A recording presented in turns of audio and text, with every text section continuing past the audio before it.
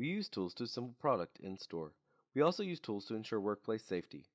The tools to safety include our actions and awareness, dress code, standards and policies, and knowledge and compliance. This video covers situational awareness, the dress code, workspace safety, safe lifting practices, proper use of tools for injury avoidance, and standards and procedures for compliance to safety practices and requirements.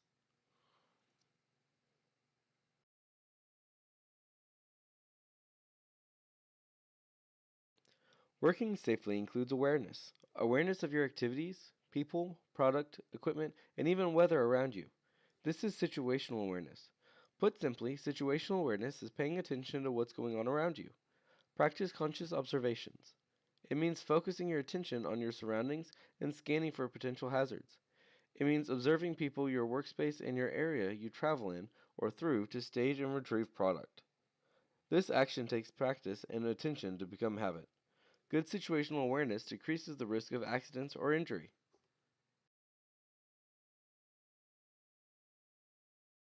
Assemblers Inc. employees must follow the dress code and personal appearance guidelines from the employee manual. That means wearing all AI t-shirts and clean jeans, khakis, dark pants, or knee-length walking shorts with no holes or fraying. All clothing, jewelry, and long hair must be secured out of the way to avoid being caught in the product.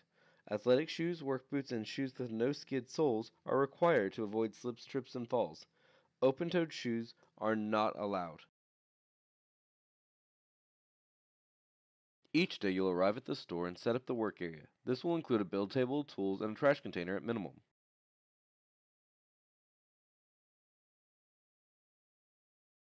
When you set up the area provided by the store, remember that it needs to be shoppable. That means customers must be able to shop the aisles while you're building. If you're set up in an area not accessible to customers, know that it must be accessible for equipment and store associates.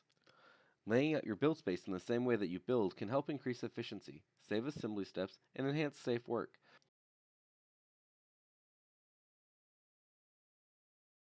Trash containers should have easy access. Cardboard must be flattened and stacked neatly. Pallets must be neatly stacked and never be placed on end. Shopping baskets, material carts, and pallets may be used to hold trash. All trash should be removed from the work area often. Check in with the store management to follow the right process for trash disposal via compactor, baler, or dumpster.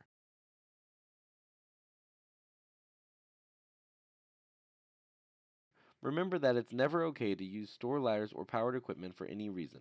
Ensure that the workspace is clear and free of trash and debris, and that all tools and tables are put away properly.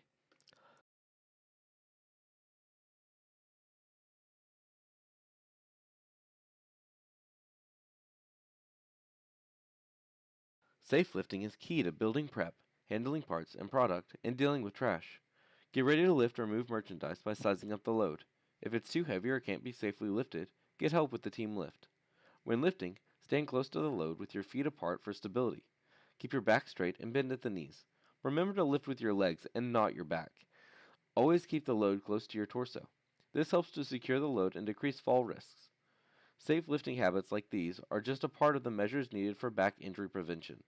Physical fitness, proper lifting techniques, and good posture all contribute to back injury prevention, along with safe lifting habits. Safe lifting also plays a key role in preventing slips, trips, and fall incidents.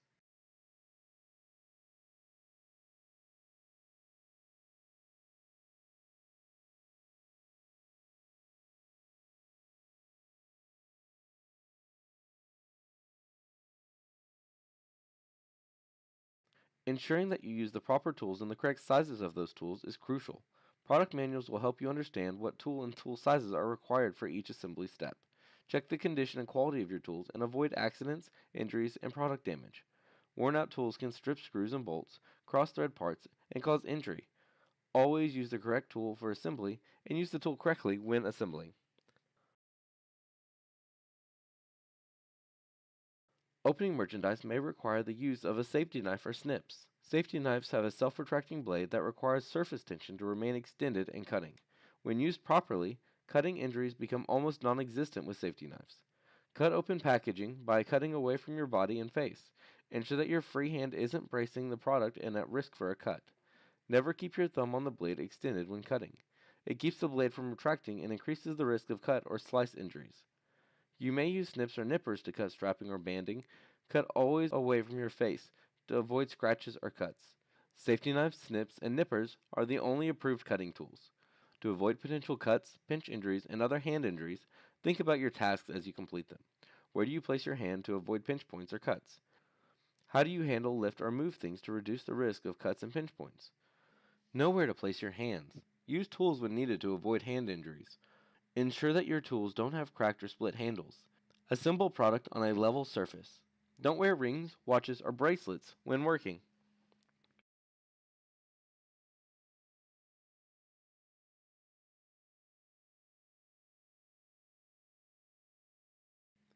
Our employee manual and technician handbook contain information that will help you learn about the company and your role in it.